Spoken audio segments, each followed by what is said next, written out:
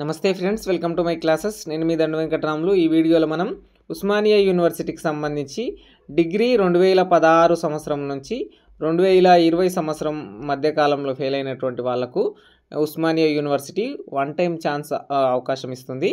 దానికి సంబంధించి detailed notification release కావడం జరిగింది.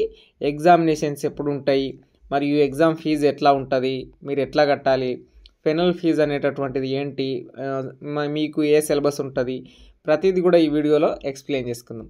ఈ డీటెయిల్డ్ నోటిఫికేషన్ అనేటటువంటిది 11 రోజు రావడం జరిగింది మీకు వెబ్సైట్లో. దాని తర్వాత కనిపించింది.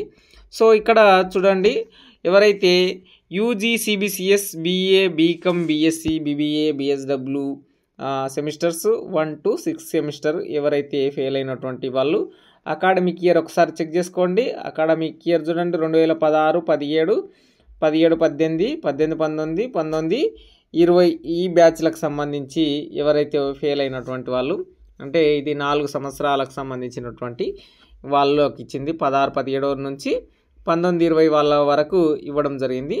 సో ఇక్కడ ఎవరైతే డిగ్రీ ఒక కామన్గా 3 years చేస్తారనమాట. సో ఆ డిగ్రీ 3 years చేసేటటువంటి వానికి ఫెయిల్ అవుతానంటే ఒక 2 సంవత్సరాలు ఛాన్స్ ఇస్తాను అనమాట. 2 సంవత్సరాల్లో ఆ పిల్లవాడికి minimum 4 to 6 times exams conduct అవుతాయి ఒక పేపర్ నుంచి. అంటే ఈ 2 సంవత్సరాల్లో రెగ్యులర్ ఎగ్జామ్స్ ఉంటాయి, మరియు సప్లిమెంటరీ ఎగ్జామ్స్ కూడా ఉంటాయి.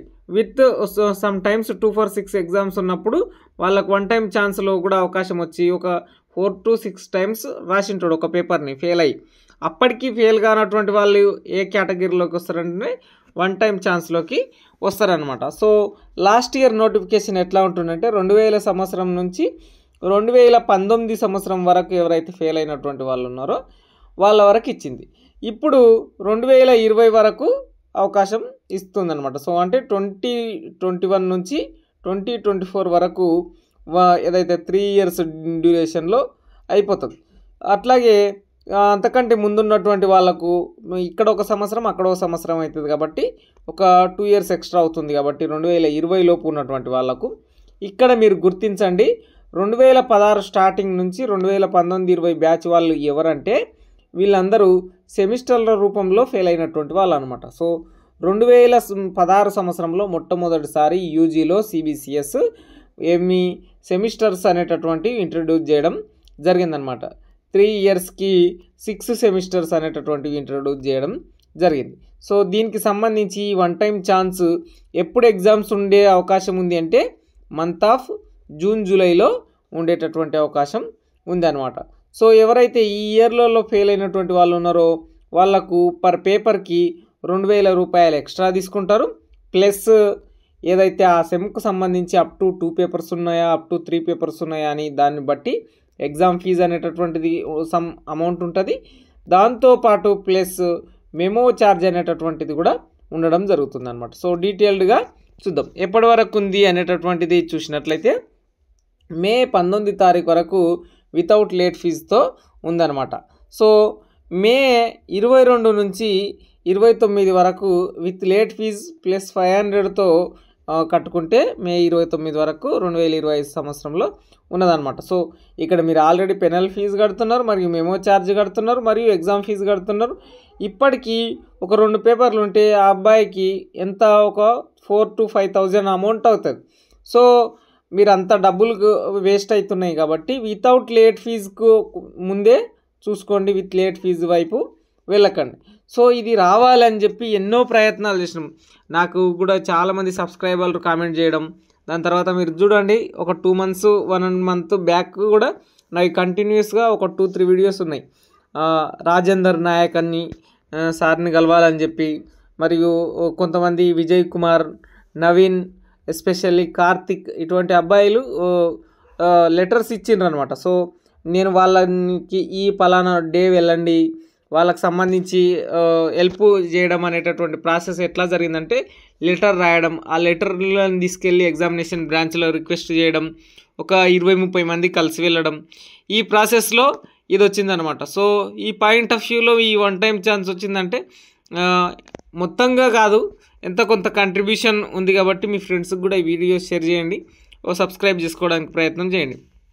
సో మీరు నాకు బోలెడని థ్యాంక్ యూలు చెప్పాలన్నమాట. సో ఇక్కడ ఒక ఇంపార్టెంట్ నోట్ ఏంటంటే ఎవరైతే డిజేబుల్ పర్సన్ ఉంటారో వాళ్ళకు ఫీజు అనేటటువంటిది వాళ్ళకు తక్కువగా ఉంటుంది మరియు యాక్సెప్ట్ చేయడం జరుగుతుంది. అది గుర్తుంచుకోవడానికి ప్రయత్నం చేయండి.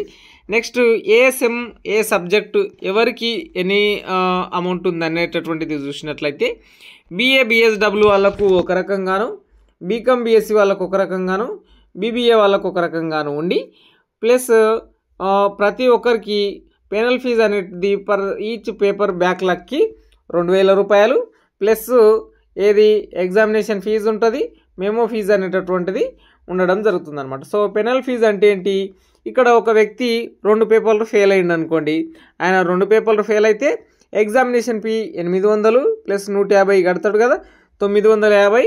2 పేపర్లు ఫెయిల్ అయినటువంటి పెనల్ ఫీజు ఎంత అంటే 4000 వచ్చి 4950 రూపాయలు ఈ విధంగా రావడం జరుగుతుందన్నమాట. సో మీరు ఇప్పటికీ దీన్ని వేస్ట్ చేసుకోకుండా ఇప్పుడు వచ్చినటువంటి ఛాన్స్ని యూటిలైజ్ చేసుకొని రాయండి.